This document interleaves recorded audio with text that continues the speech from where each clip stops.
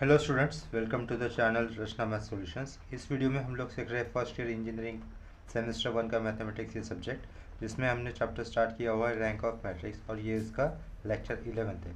Last lecture में देखो, last lecture में हम लोग सीख रहे थे इक्लन फॉर्म, ये मेथड मतलब किसी भी मैट्रिक्स को इक्लन फॉर्म में रिड्यूस करना था और उससे मैट्रिक्स का रैंक निकालना, ये मेथड हम लोग सीख रहे थे, ये कंसेप्ट हम लोग सीख रहे थे उसमें। तो लास्ट लेक्चर में इतना मैट्रिक्स लिखने के बाद लेक्चर रिकॉर्ड होना बंद हो गया था, तो उसके आगे सिर्फ मुझे 1 मिनट का पार्ट कहना था इस क्वेश्चन को कंप्लीट करने के लिए। तो वो इस तरीके से ए मैट्रिक्स क्या आया था लास्ट पे, 1 2 3 0 0 -4 -11 5 0 0 -3 2, लास्ट में सारे रोज के एलिमेंट्स जीरो आए थे। तो इसमें नंबर ऑफ नॉन जीरो रोज कितने हो रहे हैं, इस मैट्रिक्स में नंबर ऑफ नॉन जीरो रोज कितने हो रहे हैं, 3 हो रहे हैं।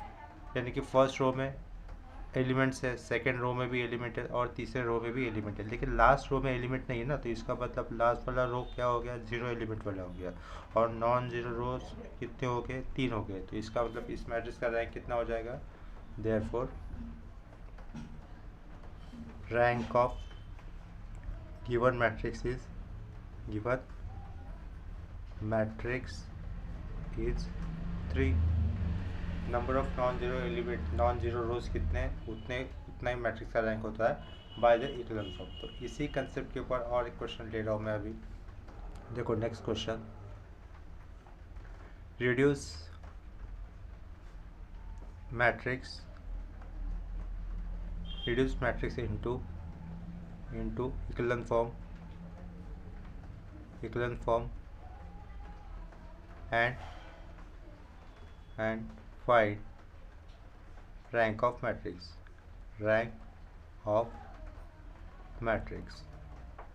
यह है question, reduce matrix into equivalent form and find rank of matrix. तो rank of matrix find out करने के लिए मैट्रिक्स इस तरीके से दिया। देखो ये मैट्रिक्स ले रहा हूँ मैं, 1 2 1 2 -1 3, उसके बाद लिया 3 -1 2 1 3 -1 2 1, नेक्स्ट एलिमेंट से 2 -2 2 -2 3 2, लास्ट में 1 -1 1 -1 और यहाँ पर स्क्वायर ब्रैकेट क्लोज। देखो यहाँ पर लिखा हमने सॉल्यूशन। मैट्रिक्स को इक्विवेलेंट फॉर्म में रिड्यूस करने के लिए क्या करना होता है, बेसिकली सिर्फ उसको आपको क्या करना है, अपर ट्रायंगुलर मैट्रिक्स बनाने वाली ही कंसेप्ट फॉलो करनी है। अपर ट्रायंगुलर मैट्रिक्स बनाने के लिए जो प्रोसीजर करना होता है वही फॉलो करो। यानी कि फर्स्ट रो का एलिमेंट एज इट इज लिखना होगा,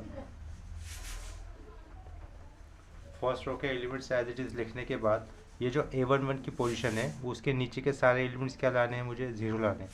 A11 पोजीशन है, उसके नीचे के सारे एलिमेंट्स कैसे लाने हैं, मुझे जीरो लाने। तो वो लाने के लिए क्या करना होगा, देखो पहले तो ये given matrix as it is लिख देते हैं, given matrix as it is लिख दिया।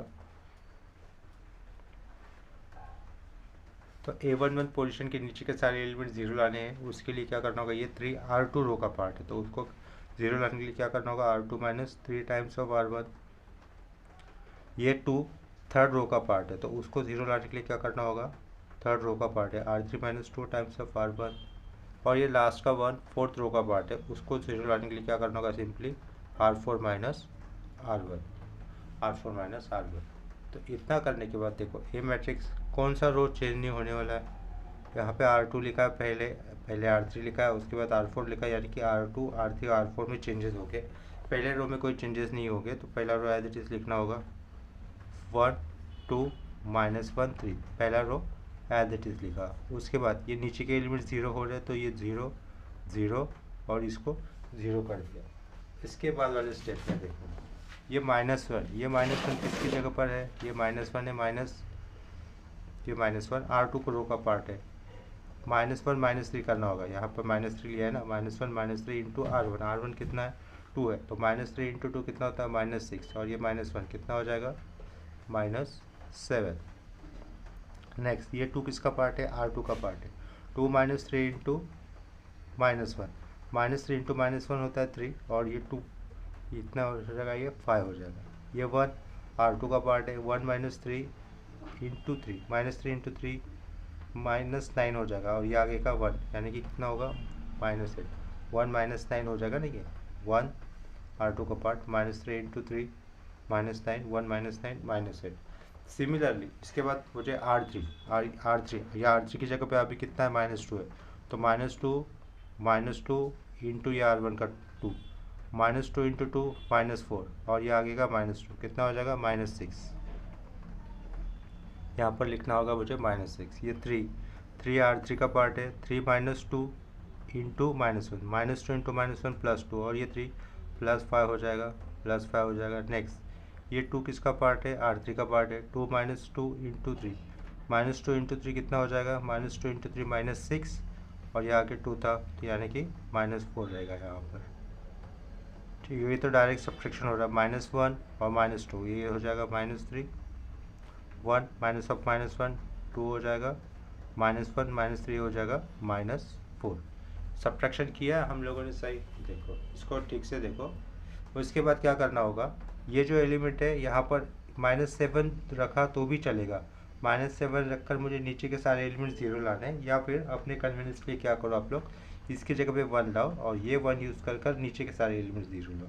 तो वो करने के लिए क्या करते हैं, देखो ये जो R2 है, R2 को मैंने -1 से इंटू किया, साथ साथ में हम लोग R3 को भी -1 से इंटू करते थे और ये R4 को भी -1 से इंटू कर दे रहे हैं। ठीक है, तो इतना करने के बाद क्या चेंजेस होंगे, ए मैट्रिक्स तो फर्स्ट रो तो एज इट इज़ रहेगा 1 2 -1 3, first row as it is, minus चले जाएंगे 0 -7 का हो जाएगा +7 +5 का -5 -8 का +8 0 6 -5 +4 0 3 -2 और ये +4। ठीक है, इतना आया समझ में। अभी क्या करो देखो, ये 7 की जगह पे 1 लाने के लिए मुझे क्या करना होगा, R2 - R3 करना होगा ना। 7 की जगह पे 1 लाने के लिए क्या करना होगा, मुझे सिंपली R2 - R3 करना होगा। तो वो ऑपरेशन मैं यहाँ पे कर दे रहा हूँ। नेक्स्ट पेज पे देखो कितना रहता है ना आपके पास, उसको ऑपरेशन को कर देता हूँ, फिर नेक्स्ट पेज पे ले लेता हूँ। R2 - R3 कर दिया, ये पार्टीशन बना दिया। फर्स्ट रो तो एज इट इज़ रहेगा 1 2 -1 3, first row as it is रहेगा। सेकेंड रो को सिर्फ माइनस से इंटू किया था, अभी क्या करना है R2 - R3। देखो 0 -0 7 -6 होगा 1 -5 -5 0 8 -4 सिंपली आ जाएगा 4। देखो ये जो था ना R2, ये जो R2 था ना, R2 से किसको सपरेट करना है मुझे, R3 को करना है। 7 -6 1 लिखा है यहाँ पर, -5 ऑफ -5 ये 0 हो जाएगा, 8 -4 ये हो जाएगा 0। R3 रो में कोई चेंजेस नहीं करने थे और R4 रो में भी कोई चेंजेस नहीं करने थे, सिर्फ R2 - R3 करना था। वो चेंजेस R2 मैट्रिक्स में ही लिखे हैं, तो R3 और R4 एज इट इज़ लिखना होगा। तो उसको एज इट इज़ लिख दूँगा मैं, 0 6 -5 4 0 3 -2 और ये 4। अभी देखो ये 1 यूज़ कर ये R2 पोजीशन का 1 यूज़ कर नीचे 0 लाने एलिमेंट्स। यहाँ पे A1 पे एलिमेंट्स लाया नीचे 0, A1 पे कुछ 1 लाया फिर एलिमेंट्स लाया उसके नीचे 0, तो उसके बाद A33 के नीचे 0 आना चाहिए। ये आपका ट्रायंगुलर मैट्रिक्स बनाने की प्रोसीजर करनी है। तो देखो अभी कैसा बनूंगा, ये 6 की जगह पे 0 लाना है। 6 किसके पार्ट है, R3 रो का पार्ट है, R3 -6 टाइम्स ऑफ R2 और R4 -3 टाइम्स ऑफ R2। तो 6 और 3 की प्लेस पे तो 0 आ जाएगा ना। तो करते हैं देखो, A इज इक्वल टू कौन सा रो चेंज नहीं होगा, पहला और दूसरा, 1 2 -1 3 लिखा, 0 1 0 4 भी लिखा, 0 0 इसमें चेंजेस होंगे, नीचे तो डायरेक्टली लिखा। -5 के देखो, -5 किस रो का पार्ट है, R3 रो का पार्ट है। -5 -6 इंटू 0 करना होगा तो ये -5 ही रहेगा। नेक्स्ट 4 ये R3 का पार्ट है, 4 -6 इंटू 4 6 4 ज़ा 20 -24 हो जाएगा, यानी कि आंसर कितना रहेगा, -20 आ जाएगा। 4 -24 -20। नेक्स्ट इसके बाद R4 R4 की जगह पे अभी है कितना, -2 है, -2 -3 इंटू 0 होगा तो कितना आएगा आंसर, -2 ही बनेगा, -2 ही बनेगा। नेक्स्ट पार्ट में 4 R4 का पार्ट है, ये 4 R4 का पार्ट है, 4 -12, 4 -12 कितना हो जाएगा, -8।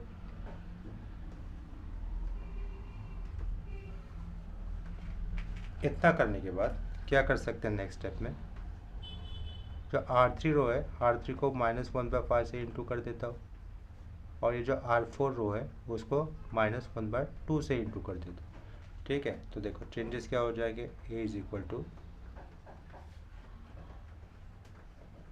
1 2 -1 3 0 1 0 4 0 0 -5 से इंटू किया, -1/5 से इंटू किया तो क्या हो जाएगा, ये 1 हो जाएगा, -20 into minus minus minus plus, ये तो हो जाएगा 4। उसके बाद 0 0 -2 को -1/2 से इंटू किया तो ये भी हो जाएगा 1, और ये उसके आगे वाला हो जाएगा 4। तो A33 पोजीशन पे 1 आया, उसके नीचे 0 लाने के लिए क्या करना होगा मुझे, R4 -R3 लिखना होगा ना, सिंपली R4 -R3 लिखना होगा। तो कौन से रो में चेंजेस नहीं होंगे, पहले 3 रो में चेंजेस नहीं है, तो पहले 3 रो एज इट इज लिखने होंगे, 1 2 -1 3 0 1 0 4 0 0 1 4, और ये 0 0 0 0 हो जाएगा। ठीक है, तो 0 रोज वाले एलिमेंट्स तो हमें बॉटम में लिखना होता है, अगर मिडल में भी आता है तो ऑलरेडी ये बॉटम में आया हुआ है। तो यहाँ पर कितने ऐसे रोज है जो कि नॉन जीरो रोज है, यानी कि देखो फर्स्ट रो में तो नॉन जीरो एलिमेंट्स है, अगर एक भी एलिमेंट्स किसी भी रो में आता है तो उसको भी नॉन जीरो रोज ही कंसिडर किया जाएगा।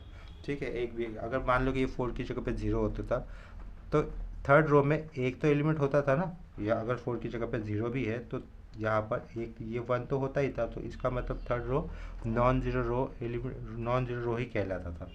तो इस केस में रैंक ऑफ मैट्रिक्स कितना हो रहा है, रैंक ऑफ मैट्रिक्स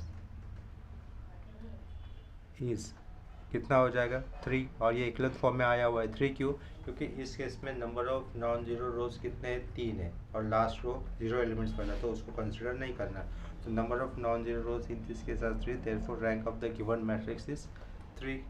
समझ में आया होगा। चलो इसके ऊपर और एक सम करते हैं, और एक सम लेता हूँ इस कंसेप्ट के ऊपर, तो ये कंसेप्ट और क्लियर हो जाएगी।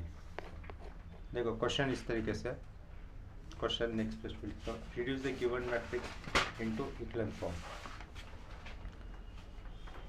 रिड्यूस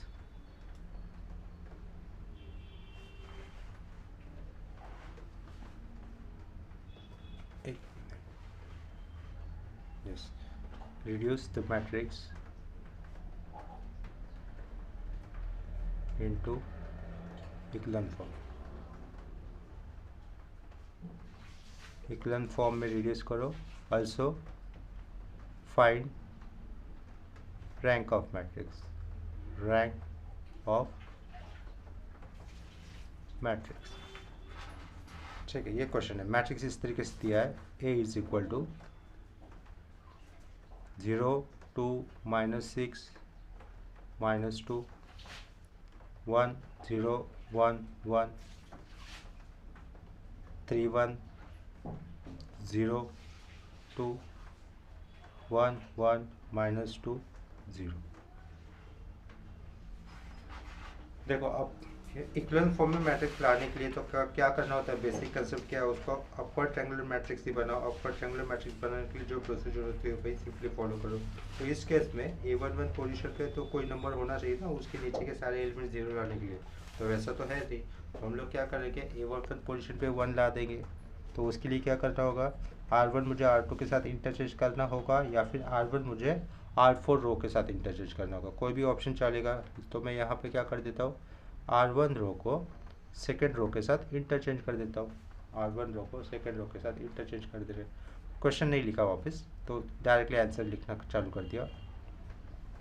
R1 रो को R2 रो के साथ इंटरचेंज, तो यहाँ पे पहला रो आ जाएगा 1 0 1 1 0 2 -6 -2 3 1 0 2 1 1 -2 0।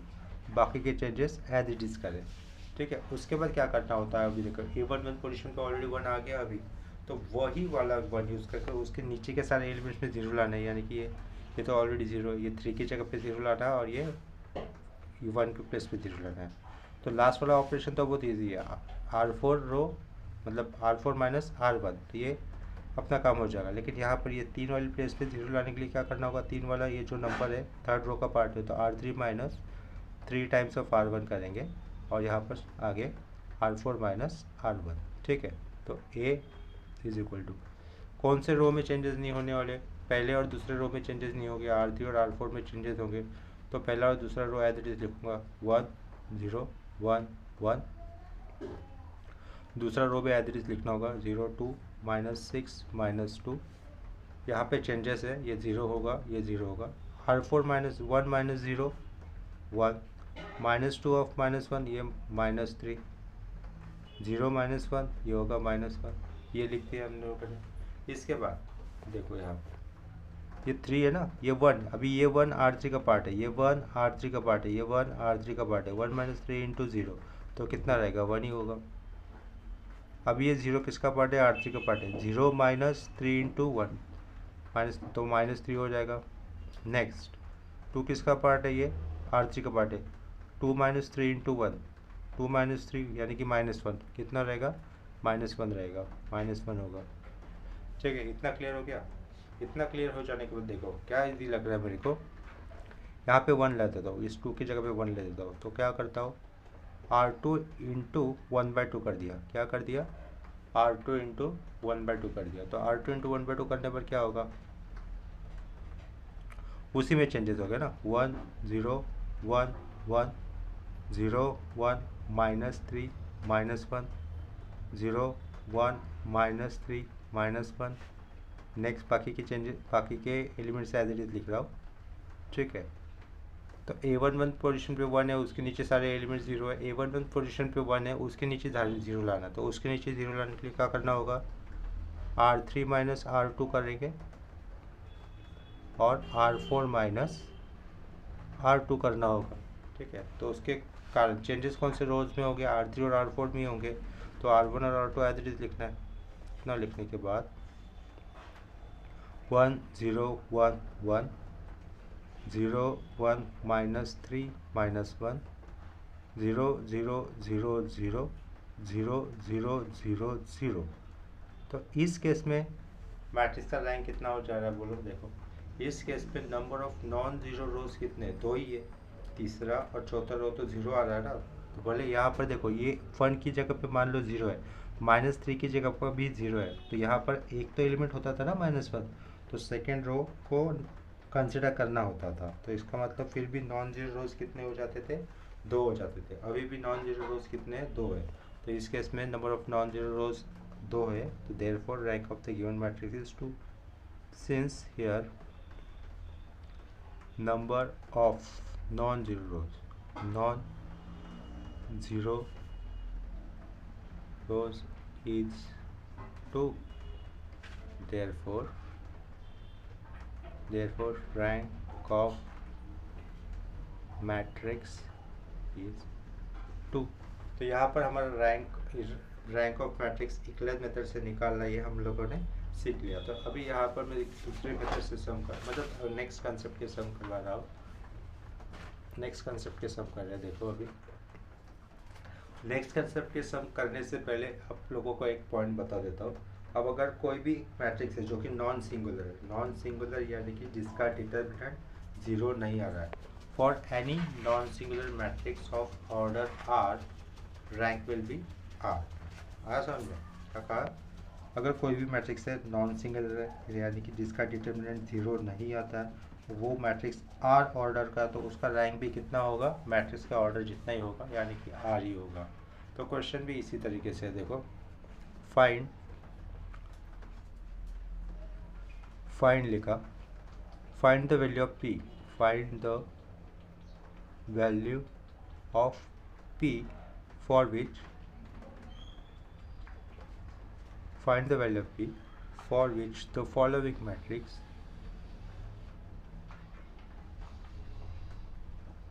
for which the following matrix A will have, ये तीन कंडीशन दी है, will have first condition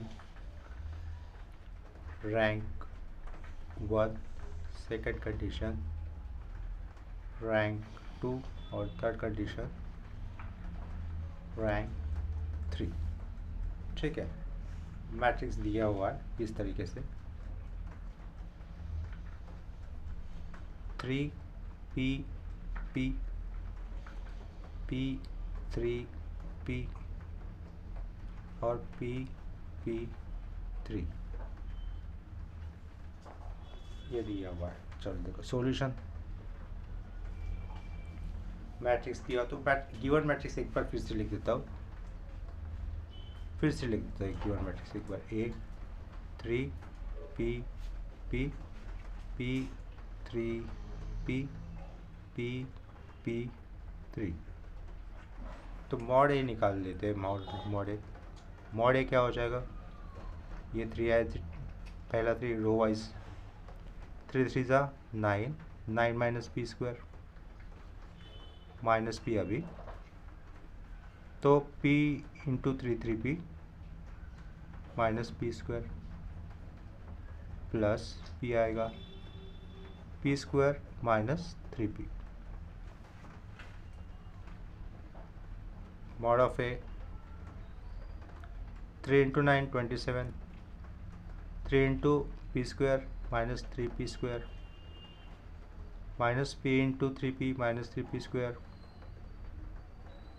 minus p into minus p square है तो क्या होगा plus p cube, p into P square plus p cube, p into minus 3 minus 3p square is equal to mod A. p की value हमें पता नहीं ना, तो p की वैल्यू क्या होगी जो ने जिसके तहत रैंक सेम मैट्रिक्स के लिए 1 2 और 3 हो सकता है, ये निकालना। तो b की वैल्यू के ऊपर सब कुछ डिपेंड है। 27 तो कांस्टेंट है, p cube 2p cube minus 3p square minus 3p square minus 3p square minus 9p square और आगे का 27। ठीक है, ये वैल्यू आई। अभी p की वैल्यू एग्जैक्टली क्या होगी क्या नहीं होगी हमें ये नहीं पता, लेकिन अभी मैंने जैसे कि एक पॉइंट बताया था, गिवन मैट्रिक्स अगर ये मैट्रिक्स है, अगर ये नॉन सिंगुलर यानी कि इसका डिटरमिनेंट 0 नहीं आता है, तो जो भी जिस मैट्रिक्स का ऑर्डर है वही उसका रैंक हो जाएगा। समझ में आया? इसका मतलब अगर ये p की वैल्यू अगर कुछ ऐसी रहेगी जो कि 0 नहीं देती, इक्वेशन को 0 नहीं बनाती, तो इसका रैंक कितना हो जाएगा मैट्रिक्स का 3 हो जाएगा। तो इतना तो क्लियर है, मॉड ऑफ ए कितना आया, इतना आया ना। तो लेट कंसिडर ऐसा मान लेते हैं कि हम लोग ये वैल्यू 0 है। ठीक है, इक्वेशन बन रहा है ना, क्वाड्रेटिक इक्वेशन पॉलिनोमियल बन रहा है, सॉरी क्यूबिक पॉलिनोमियल हो रहा है ये। तो let consider 2p cube minus 9p square plus 27 is equal to 0। तो यहाँ पे p की ऑर्डर 3 है, p की पावर 3 है, तो 3 रूट आएंगे। तो हम लोग इसको सॉल्व कर देते हैं, देखते हैं कितना आता है क्या आता है। कैलसी पे सॉल्व कर लेते इसको।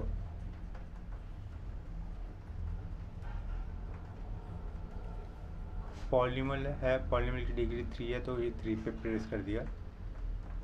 ये पहले टाइप का है ना, इक्वल टू 0 एक मिनट, कुछ अलग टाइप का इक्वेशन आ गया, ये रीसेट करके करते हैं।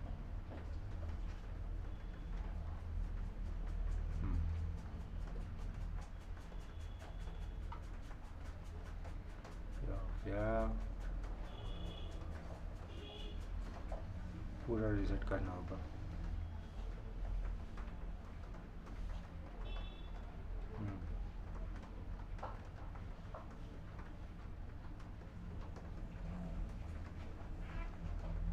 ठीक है, अब ये आ गया पॉलिनोमियल सेकेंड डिग्री 3,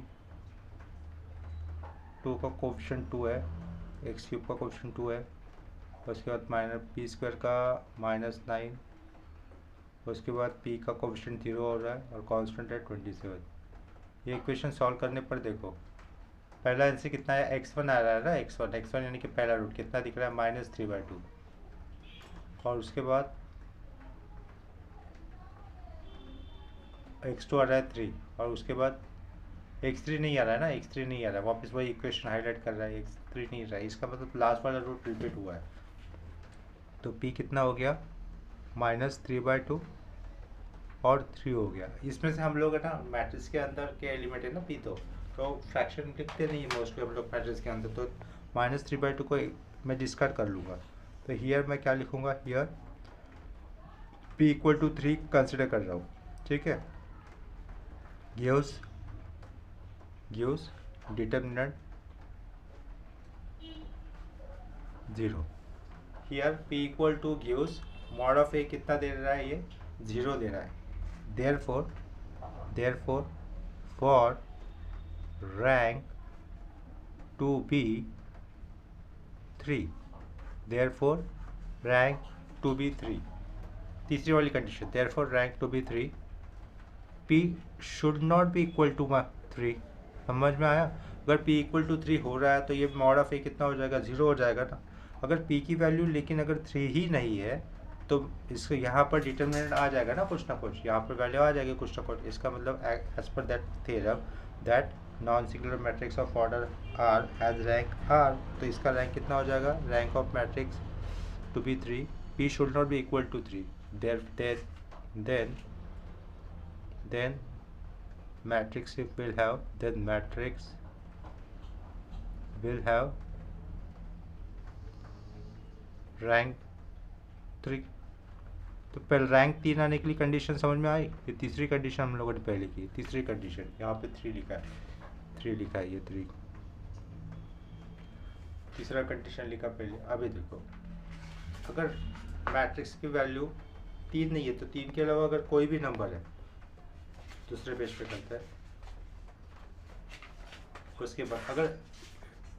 उसके बाद व्हेन p = 3 लिख लेता हूँ, p = 3 कंसिडर कर लिया आप लोगों ने, व्हेन p = 3 तो मैट्रिक्स कैसा हो जाएगा, a = 3 3 3 3 3 3 3 3 3, ऐसा मैट्रिक्स हो जाएगा ना। अगर मैं इसको अपर ट्रायंगुलर मैट्रिक्स में बना देता हूँ तो कैसा हो जाएगा, r2 - r1 और r3 - r1। तो देखो r2 - r1 r3 - r1 करने पर कितना हो रहा है, a = सिर्फ 3 3 3, ये 0 0 0 0 0 0, तो रैंक ऑफ मैट्रिक्स इतना हो गया। यहाँ पर नंबर ऑफ नॉन जीरो रोज कितने, एक ही है, और 2 जीरो रोज है, 0 रोज है, इसका मतलब non zero rose number of जितने नॉन जीरो रोज है वही रैंक हो जाता है। इस केस में rank of matrix, therefore rank of matrix is 1 आ गया, इस केस में 1 आ गया when p = 3। तो रैंक ऑफ मैट्रिक्स 1 होने की कंडीशन हो गई, रैंक ऑफ मैट्रिक्स 3 होने की लिए कंडीशन हो गई। तो p की वैल्यू अगर कुछ भी हो अदर देन 3, कुछ भी हो other than 3 and other than, तो हमें रैंक कितना मिलेगा, 2 मिलेगा। तो देयरफॉर सेकेंड वाली condition, for rank to be 2, rank 2 आने के लिए क्या नहीं होना चाहिए, p की वैल्यू 3 तो नहीं होनी चाहिए, 3 के अलावा कुछ भी चलेगी, अगर 3 आती है तो 0 हो जाएगा। अगर p = एग्जैक्टली 3 लेता हो तो रैंक कितना हो जा रहा है, 1 हो रहा है, ठीक है। तो फॉर रैंक टू बी 3 मतलब p = 3 भी नहीं ले सकते, अगर p = 3 लेता हूँ तो कितना हो जाएगा, रैंक 1 हो जाएगा। और अगर p की वैल्यू 3 के अलावा अगर कुछ भी है तो रैंक 2 हो सकता है। फिर for any value of 2, for any value of p not equal to 3, we will get rank of matrix as 2, ठीक है। we will get rank of matrix as 2, मतलब p सिर्फ 3 मत रखो, 3 के अलावा अगर कुछ भी वैल्यू लेते हो, आप 0 लेते हो तो रैंक का मैट्रिक्स कितना रहेगा, 3 रहेगा। मतलब बी की वैल्यू 3 नहीं होनी चाहिए। अगर 3 रखते हैं तो क्या हो जाएगा, 0 हो जाएगा ना, वो 0 हो जाएगा। तो for any value of P not equal to 3 we will get rank of, अगर पी की वैल्यू 3 है तो रैंक कितना हो रहा है, 1 हो रहा है। इतना है समझ में। ये दूसरा वाला बाद में किया, सबसे पहले तीसरा वाला किया और पहला वाला बाद दूसरा किया। इतना समझा होगा। सेम कैटेगरी का सेम कंसेप्ट के ऊपर और एक सब ले रहे हैं हम लोग। सेम कंसेप्ट के ऊपर देखो, अगर पहला वाला सब नहीं समझा रहेगा तो अभी समझ में आ जाएगा। ये पार्टीशन कर रहा हूँ। सेम कंसेप्ट के ऊपर एक क्वेश्चन ले रहा हूँ। Question next, find the value of P, find the value of P for which the following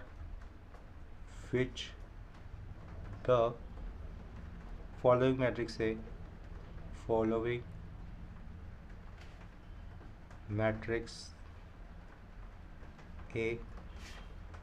will have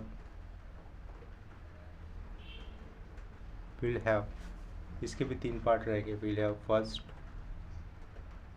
rank 1, rank 2 और तीसरा वाला पार्ट क्या दिया है, rank 3। Will have rank 1, rank 2 और रैंक 3। ऐसे क्वेश्चन एग्जाम में आते हैं, खासकर मुंबई यूनिवर्सिटी। ऐसे क्वेश्चन एग्जाम में आने के चांसेस होते हैं। तो किसी भी टाइप का क्वेश्चन आ सकता है, आप लोगों को सब कुछ प्रिपेयर करके हो रखना चाहिए। देखो अभी यहाँ पर उसके जैसे क्वेश्चन दिया, एग्जैक्टली सेम तो है नहीं, लेकिन उसके जैसे ही क्वेश्चन है। PP2 2PP P2P। तो जैसे कि बताया था, अगर ये जो मैट्रिक्स है, ये जो मैंने मैट्रिक्स लिखा ना, इस मैट्रिक्स का डिटर्मिनेंट अगर 0 आता है, क्या कह रहा हूँ मैं, अगर इस मैट्रिक्स का डिटर्मिनेंट 0 आता है तो इसका रैंक लेस देन 3 हो जाएगा।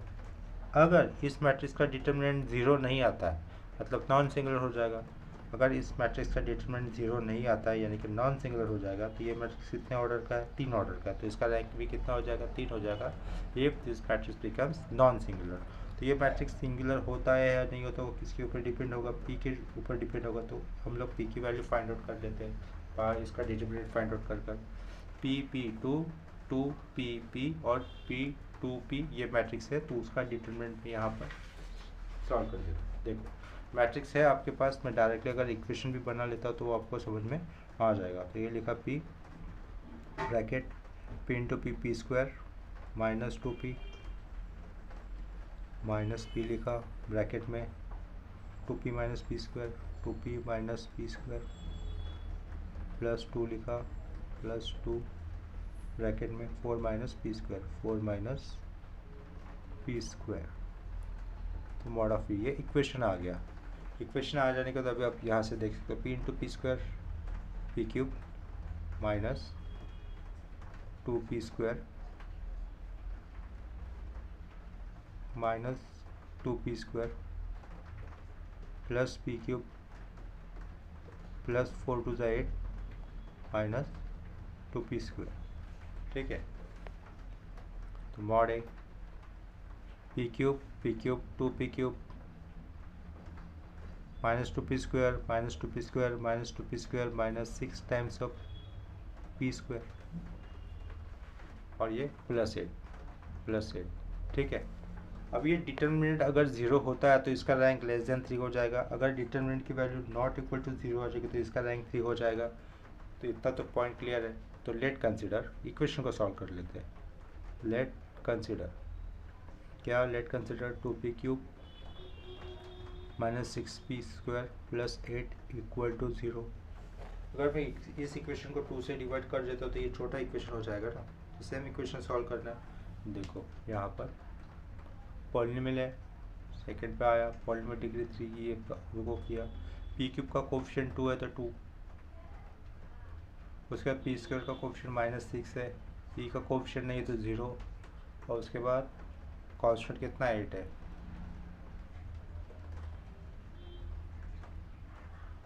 पहला रूट कितना आया -1, दूसरा रूट कितना आया 2।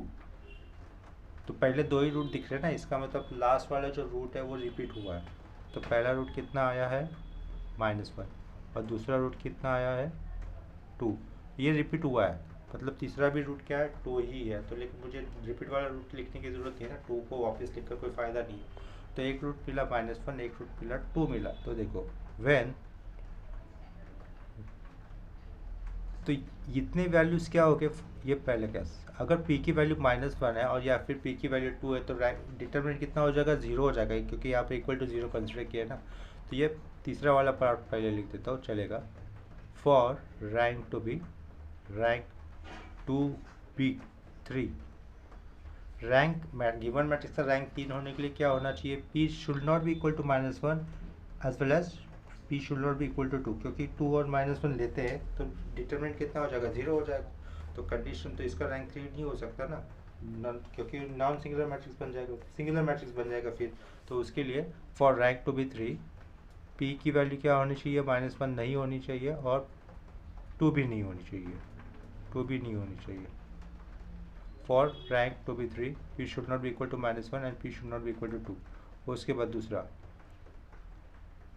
वाला पार्ट, ये 2 लिखा। व्हेन p इक्वल टू कितना कंसिडर करता हूँ, 2 कंसिडर करता हूँ। क्या लिखा, when p is equal to 2 consider किया। तो गिवन मैट्रिक्स में p की वैल्यू लिख दूंगा। देयरफॉर ए मैट्रिक्स कितना हो जाएगा, 2 2 2 2 2 2 2 2 2, ठीक है। अपर ट्रायंगुलर मैट्रिक्स अगर इसको बनाता हो तो कैसा हो जाएगा, ए इक्वल टू, ये लिखा मैंने R2 माइनस R3 और R3 माइनस R1, R3 नहीं, यहाँ पे R1 होगा। तो सिर्फ फर्स्ट रो रहेगा ना यहाँ पर, और बाकी के 2 रो 0 हो जाएंगे। तो इस केस में रैंक ऑफ मैट्रिक्स कितना हो जाएगा, therefore rank of matrix is 1। तो रैंक ऑफ मैट्रिक्स 1 होने के लिए p की वैल्यू कितनी होगी, एट p इक्वल टू 2। तो ऑब्वियसली अभी देखो, when p equal to rank of matrix 1 होने के लिए p की वैल्यू कितनी हो रही है, 2 हो रही है। व्हेन p इक्वल टू कितना कंसिडर किया, -1। तो -1 कंसिडर करने पर ए मैट्रिक्स कैसा दिखाई देगा, -1 -1 2 2 -1 -1 1 -1 2 -1, ठीक है। यस, मैट्रिक्स इस तरीके से दिखाई देगा ना ये। फिर -1, p की वैल्यू से -1 पुट कर दिया। अगर इस मैट्रिक्स को हम लोग सिंप्लीफाई कर देते हैं, इस मैट्रिक्स को अगर हम लोग सिंप्लीफाई कर देते हैं तो इसका रैंक ये कितना आ जाएगा, इसका डिटरमिनेंट तो 0 आएगा, क्योंकि ये -1 पे डिटरमिनेंट 0 दे रहा है। लेकिन इस मैट्रिक्स को अगर हम लोग आगे चल कर सॉल्व कर देते हैं, इसका रैंक कितना आने वाला है, 2 आने वाला है। कैसे वो देखते देखो, फर्स्ट रो को मैं R1 से -1 से इंटू कर देता हूँ, R1 इंटू -1 कर देता हूँ। ये याद रखना, R1 इंटू -1 करने पर देखो कैसा मैट्रिक्स आ जाएगा, ये 1 1 -2 हो जाएगा ना, 1 1 -2 हो जाएगा। A is equal to 1 1 -2, second row में कोई चेंजेस नहीं, 2 -1 -1 second row as it is, और थर्ड रो भी as it is, -1 2 -1 third row भी एज इट इज़ लिखा। अब A11 पोजीशन का 1 यूज़ कर मुझे नीचे के एलिमेंट्स में 0 लाना है। तो वो लाने के लिए क्या करना होगा, देखो R2 - 2 टाइम्स ऑफ R1 और R3 प्लस R1 सिंपली। तो ये फर्स्ट रो में कोई चेंजेस नहीं होंगे, 1 1 -2 एज इट इज़, 2 माइनस ये 0 होगा, ये भी 0 होगा, एडिशन हो रहा है ना, तीसरा वाला पार्ट इजी है तो वो कर देता हूँ, 2 + 1 तो -1 -2 -3 लिखा ये। इसके बाद देखो R2 का पार्ट है -1 -2 इंटू 1 -3 होगा ये R2 का पार्ट है -1 -2 इंटू 2 -2 इंटू -2 + 4, ये हो जाएगा 3। इसके बाद मुझे -3 के नीचे 0 लाना है तो क्या करना होगा, R3 + R2, simply R3 + R2 कर देता हूँ। तो देखो A इज इक्वल टू 1 1 -2 0 -3 3 और 0 0 0 हो रहा है ना। तो पी की वैल्यू, इसका रैंक कितना हो जाएगा, रैंक ऑफ मैट्रिक्स कितना हो रहा है, रैंक ऑफ मैट्रिक्स 2 हो रहा है ना, नॉन जीरो रोज 2 ही है, तो therefore rank of matrix is 2 when p is equal to -1। ठीक है, तो ये सम आप लोगों को समझ में आया होगा। यहाँ पर रैंक ऑफ मैट्रिक्स ये चैप्टर हमारा फर्स्ट ईयर इंजीनियरिंग के सेमेस्टर 1 मैथमेटिक्स सब्जेक्ट का कंप्लीट हो जाता है। ठीक है, रैंक ऑफ मैट्रिक्स कंप्लीट हो जाता है। नेक्स्ट लेक्चर में हम लोग दूसरा चैप्टर चालू करेंगे, लीनियर इक्वेशन। तो इस चैप्टर में हम लोगों ने क्या क्या सीखा, शुरुआत के लेक्चर्स में ये सीखा था finding the rank of the given matrix. उसके बाद गिवन मैट्रिक्स ए को रिड्यूस करना होता है इनटू पी ए की फॉर्म। वो सीखने के बाद हम लोगों ने क्या सीखा था, टाइप ऑफ मैट्रिसेस देखे थे। उसमें 4 नए टाइप्स ऑफ मैट्रिसेस इंट्रोड्यूस हुए थे। उनमें से था, पहले चारों के नाम ऐसे थे, symmetric matrices, skew symmetric matrices, Hermitian matrices और स्क्यू हर्मिशियन मैट्रिसेस। इन चारों मैट्रिसेस के ऊपर थ्योरी बेस्ड सम थे, 5 थ्योरी बेस्ड सम थे। तो उन 5 थ्योरी बेस्ड सम को हमने किया था। उस 5 थ्योरी बेस्ड सम के ऊपर हर एक प्रैक्टिस सब भी किया हुआ है। नेसेसरी एंड सफिशिएंट कंडीशन देखी है हमने for matrix to be symmetric, skew symmetric, hermitian and skew hermitian matrices. वो 5 थ्योरम टाइप के सब हो जाने के बाद हम लोगों ने क्या सीखा था, यूनिटरी मैट्रिक्स सीखा था, ऑर्थोगोनल मैट्रिक्स सीखे थे। ऑर्थोगोनल मैट्रिक्स सीखने के बाद लास्ट में हमने देखा था echelon form, reduce the matrix into echelon form, find its rank, ये सीखा था। और अभी के लास्ट के लेक्चर में ऐसे पी की वैल्यू फाइंड आउट करो जिसके ऊपर मैट्रिक्स का रैंक 1, 2 या फिर 3 हो सकता है। इतने ही इस टाइप के मतलब इतने इस टाइप के सम है इस पूरे रैंक ऑफ मैट्रिक्स का। और रैंक ऑफ मैट्रिक्स में से एग्जाम को कम से कम 2 क्वेश्चन आते हैं, 2 क्वेश्चन यानी कि 10 मार्क के हाथों के होते हैं। ईजी चैप्टर, तो इसको अच्छी तरीके से प्रिपेयर करो। अगर कोई डाउट है तो कमेंट सेक्शन में इन्फॉर्म कर देना। नेक्स्ट लेक्चर रहेगा अपना लीनियर इक्वेशन। ठीक है, तो कोई बात नहीं, तो अभी यहाँ फिर एंड कर देता हूँ। चलो bye, thanks for watching videos.